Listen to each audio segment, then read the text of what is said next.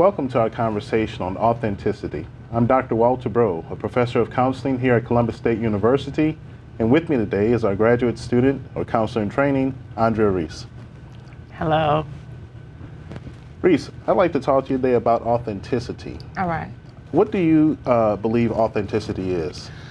Well, for me, authenticity has always been just about, being raw, who you are, and whatever's in you, you should be right here. You should be who I am at all times. And but as I've kind of progressed through the program, it's kind of changed, and I've read a lot more about it and learned about how to kind of channel my real energy into other things. And so a good definition that I really liked is one I brought in by Brene Brown, and It says, authenticity is a collection of choices that we have to make every day. It's about the choice to show up and to be real, the choice to be honest, the choice to let our true selves be seen. Nice. And so I really like how she put that together. And so I'm still working on a working definition for myself, but making sure that I'm constantly present, that I'm constantly attentive, that I'm constantly being true to who I am. If somebody says something to me that triggers a thought in me, I don't try to suppress it. I try to channel it into a positive way to bring it to light. So that's a big piece of what I believe authenticity is. Definitely. You talked about being in the counseling program and really kind of finding some more of who you are. We've talked about this before, so can you tell me how that process or experience has helped you define authenticity for yourself more?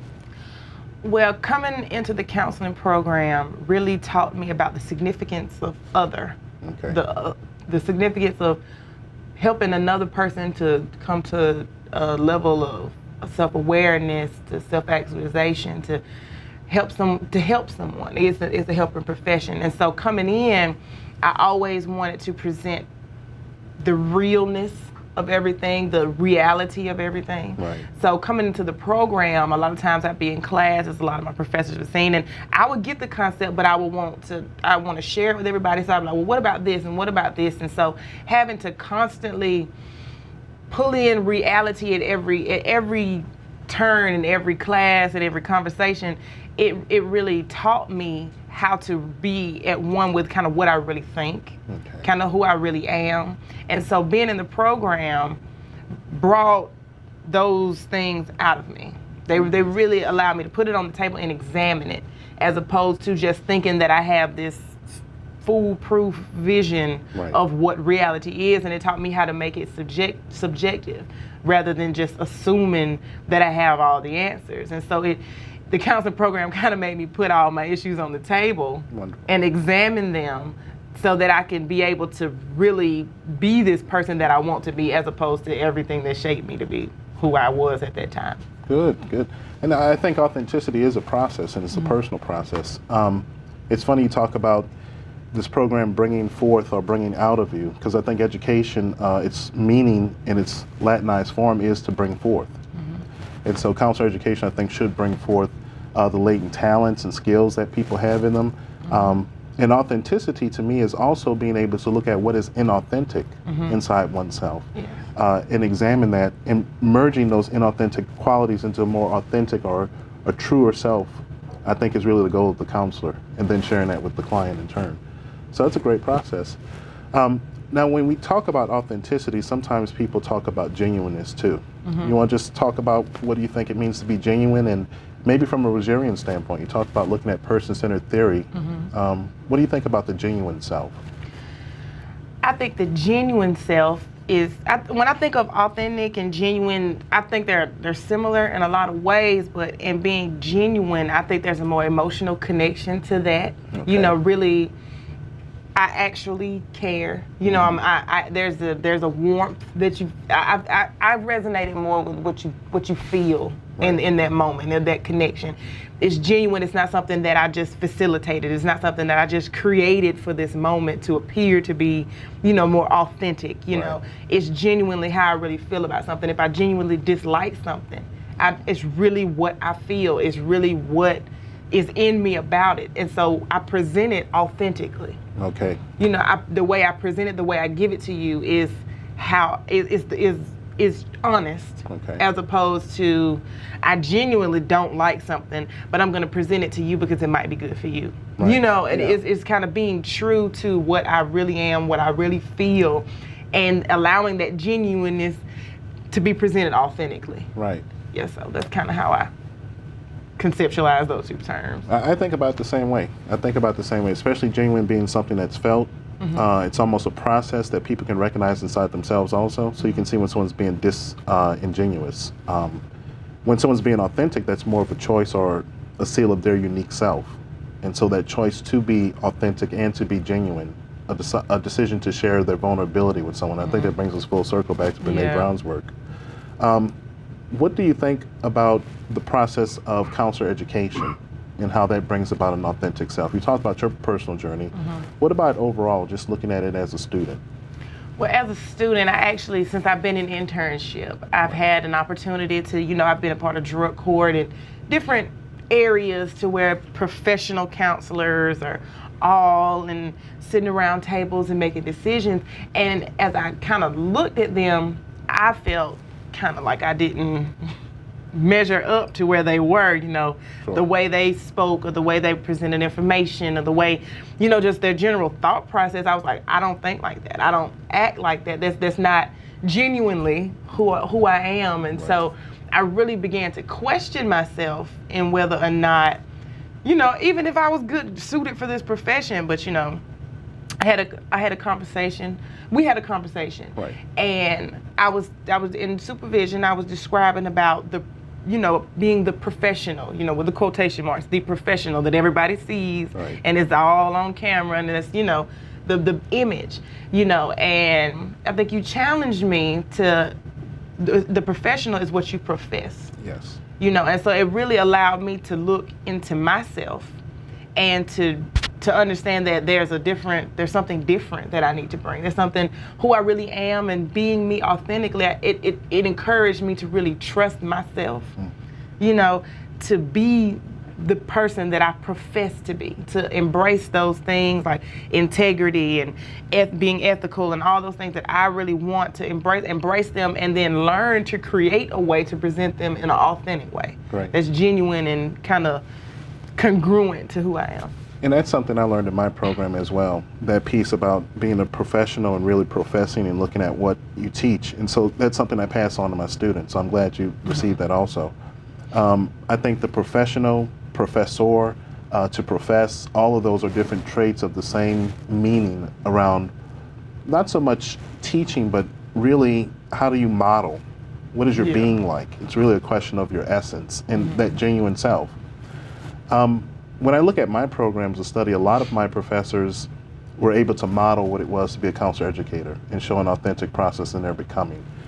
In turn, I learned to do that with clients in my internship. Is that something you're seeing with your clients, that you're beginning to model some of those authentic and genuine aspects? Yes, it's I had a client actually the other day, and he said something that was exactly what I was thinking about the system. And in that moment, it was like, do I get on the system side, or do I stay on my side, or do I get on the counselor side? You know, it was like I had that choice to go whichever way. And I just decided to be true to myself, and I said, you know, I think the same thing. I think the same thing. And because I was being who I am in that moment, I felt like that was modeling to him, you know, you can be yourself. You know, you can have your own ideas, because right after that, I challenged him to, okay, well, where is your voice in this system that you believe is like this? Where's your voice? So it kind of allowed me to kind of just be comfortable. Okay, this is what I feel, but this is more about who you are at this point. And so I felt like in that moment, by me being authentic and just like, you know, I agree. And not trying to be political about it, it really gave me an opportunity to show him that authentic, that to model for him being authentic, as opposed to, you know, giving off a certain feel or a certain type of wording, I should say, because I need to make sure that my alliances lie with academia or this you know, organization or status. That's interesting. As you're speaking, I'm really starting to think about the mirror effect. How clinically we're mirrors for clients. We help them see them, their true selves and their true potentials. it's an interesting piece when you talk about being authentic and genuine, and then the concept that something relational is there. That at some level, it seems that we have to consider the relationship when we're talking about being our authentic self. What do you think about that dichotomy or irony of sorts? Say it again, the relationship. Well, that when we talk about being an authentic self, myself, my genuine self, I also have to consider the thought about my relationship and other. Possibly how other people receive me, the impact it has on other people. And it really seems like an interesting piece when I'm really talking about something that seems more self-invested in self-interest as being authentic. So I'm going to make sure I'm understanding what you're saying. So as opposed to just all of my actions being to present an authentic self, where does the significance of other kind of fall into that? Exactly. Okay. Exactly. Well, what I think is that, you know, the whole piece of vulnerability is a really big piece of being authentic, to be connected, to be, you know, to say that, oh yeah, I need to feel connected. I need actually acknowledging that instead of going through the world the way society would have you. I'm Superwoman or I'm Superman and I'm able to do all these great and wonderful things by myself. You know, acknowledging that there's a certain level of vulnerability that we have, and we desire to be connected. We desire to be, you know, validated. We desire these different things, and being conscious of that, we're able to channel it to an appropriate place. As opposed to coming into session and needing to gain my validation as a professional, or needing to gain my validation as a woman, or anything from the client. I know that those are needs that I have. So I understand that in this moment, you know, it's my connectedness is not about them. I'm able to invest in them and be present in the moment. And because I understand that that is a part of me, it's not something that I try to suppress, because if we suppress things about ourselves, that we're going to project them onto the client. Very good. Yes. Brilliantly said. I really think there is a piece there when we talk about connectedness, that at some level, the human ego has the need to stand out and to be an individual and to have identity, but it's always a lonely experience without other to act as a mirror or a sounding board for us. So that's an interesting relationship there within those concepts, I think. It also makes me think about something really core that I teach clients and I also teach students about love and fear. And it's really the thought that within the human psyche, we can only experience two emotions, two realities, and that's love and fear. Within love, we experience all of the power, all of the dreaming, all of the potential, all of our strength, and within fear, we experience all of the death of those things. There's actually a receding of self. We become less authentic, less genuine. I often have clients and students breathe, and so I'll tell someone to breathe in, and you experience your back straightening out. You experience more power, you have more oxygen to act and to perform, you can think clearer, and when you breathe out, you feel your back bend over and you feel your lungs kind of cave in and you're weaker. In fact, if you hold that position too long, you might pass out. So I teach them that really that's what love and fear is like. Love empowers. Fear is like a death. And we have many of those little deaths over time. That's research I've done with one of our students. And when looking at some of those things within my clinical setting, I find that a lot of people have a difficult time being authentic because of that fear. They have a fear of some type of death, some type of loss. What do you think about that as a challenge to clients? How do you work around that? Well, you know, even as you were talking about it, just the imagery coming in my mind, I'm thinking of someone being afraid of something. And, you know, they put on this big facade. They put on this, I'm not afraid, you know, they just put on this character as a defense, you know what I'm saying? Is they act as if they have a weapon, or, you know, they really inflate themselves when they're really afraid, and it's to defend themselves, but really they're extremely just shaking on the inside. So, you know, when I think about that, it's kind of like the inauthentic self is what we do in response to fear. You know, because I'm not acknowledging my fear, I inflate myself now in a response to a fearful situation, and I'm not, you know, if you hold your breath, you know, you can't really move. You have to have that balance in order to really be able to be agile, to fight or fly, to do all these different type of things. So because of that fear and that inflated inauthentic self, I really feel that that's what kind of sets the stage for inauthenticity or anything in that arena. Wow. I mean, we're covering so many areas with this concept. Yeah. You know, it's good. It's good. Well, I think we've talked about what it means to be authentic. Okay. We've looked at a little bit of what it means to deal with authenticity in the counselor education process. Even how do we apply authenticity to our clinical settings and our work with our clients. Is there anything else within those areas that you wanted to add to that piece before we close out? Well, I think what I've learned, a big piece is intention.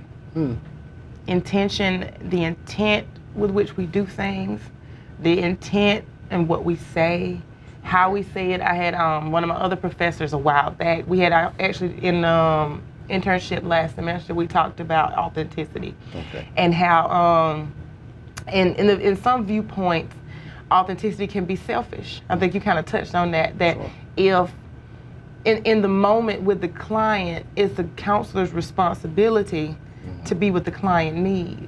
Right. And so it was like, can you really be authentic at the same time as, you know, being a counselor? And as I've thought about it and as I've kind of meditated on that, I think what the most important piece of that is learning how to channel what energies you have and that are genuine in you Right. at the appropriate time with intention to make sure that your authentic self helps the authentic other person at the right time with the right intention. Wow.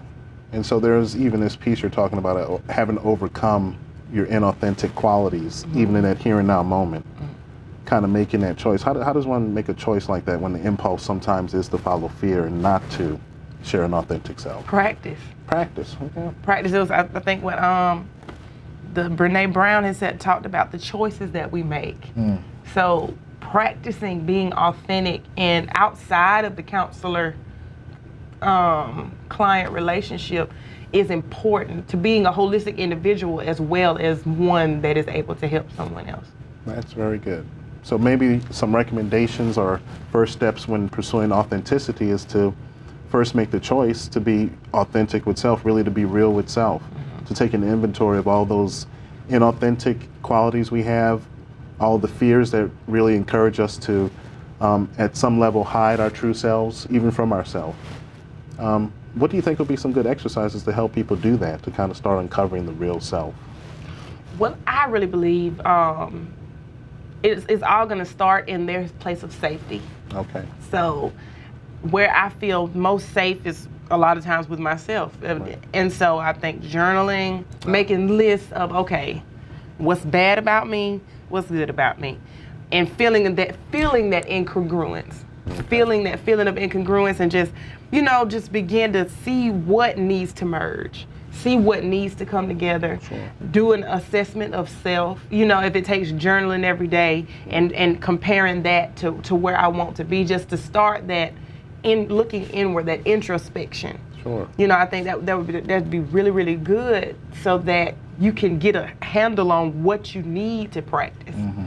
Because, I think I spoke to the cultural class and your status and where you come from and what you have to own, you know, just reflection of your whole life, your family system, Yes. how all of that affects who you are as an individual, you know, learning to dig into yourself to find those things so you can have a hold to them, not to be afraid of them, Right. but to at least know they're there and to be okay with accepting that I am at some level imperfect. I think that's brilliant because so much of who we are is a collection of all these other systems and other people and their projections and expectations. And yeah, so one of the first steps is being able to look at who you are by definition. Who do you call yourself? What do you profess? What do you profess? Oh, wonderful. So bringing full circle, when you look at the process of where we are having this discussion in the counseling program, future counselor, counselor educator and counselor right now, what do you think we need to do as a profession to really inform our students and I guess our clients on what it is to be the authentic self? Looking at everything we just covered and even recommendations and homework, what are some kind of closing recommendations for the profession, you think? Well, I think for the profession, a big piece of it will just be acknowledging authenticity. Okay. Acknowledgement of it, because there's so many other factors that play into education, you know, the whole business portion of education, the, you know, different models, theories. There's a whole other side to counseling as a profession, yes. other than just the counselor-client relationship. So I think acknowledging it and giving more autonomy to the student, more choice to the student. I've been researching Gestalt a lot lately, sure. and the biggest of his focus is to mature the client. Okay. So I think of creating a focus to mature the student, so that they can learn to make those autonomous decisions and be more decisive and not just strictly rely on a lot of what the system will offer. Sure. So teaching that in the process, I think, would be a really good first step for our profession to mold individuals into being clients instead of making this cookie cutter mold wow. that sits at the end of a long table. And so I'm hearing this piece that the way we're moving towards more online instruction, larger classes, is really getting away from the ideal of allowing students that personal time to reflect and have that kind of guidance in that process. Yes. I really don't think I would have come to where I am now in the time frame right. had everything just been online. There had to be some challenges in the classroom. There had to be that process, you know, that happens to where I'm able to observe other comments and I'm able to hear, you know, what's happening here, and it challenging me. Wow. You know, in a lot of my coursework and a lot of my classes, I said exactly what I felt. Right. Like this might not be accepted well by everybody, but this is what I feel in this moment. Right. And allowing to hear, you know, another point of view in that moment could change a lot of how my mind was wrapped around it. Sure. You know, and so I believe that's important. And it's not only hearing it. I mean, you heard from multiple people. You were able to see reactions, have dialogue after class. I mean, there was a process around this piece of becoming the counselor that you are now. So I think that's really important. I think that's something to highlight. The connection piece. The connection. The actual connection piece, and learning that we need that, as opposed to what the system will have you believe you can get everything on your own. Right. You know, you can all be independent. If you think I have a picture on my thing, it has wolves on it, and one of them says, learn how to stand, be strong enough to stand on your own, be different enough to stand apart, but you know, be, I think, for lack of a better word, but also be smart enough to stand together when it's needed.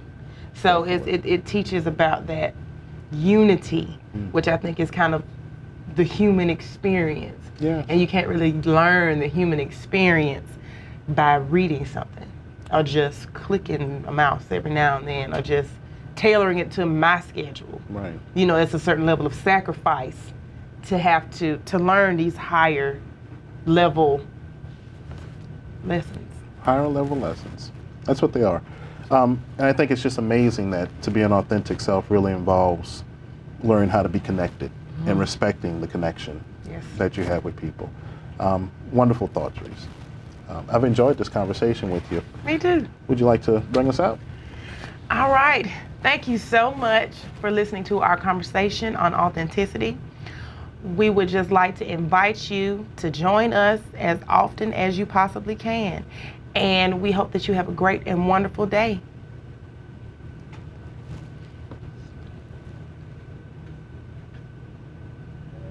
Okay. And we're out. Audience of 1 or 2.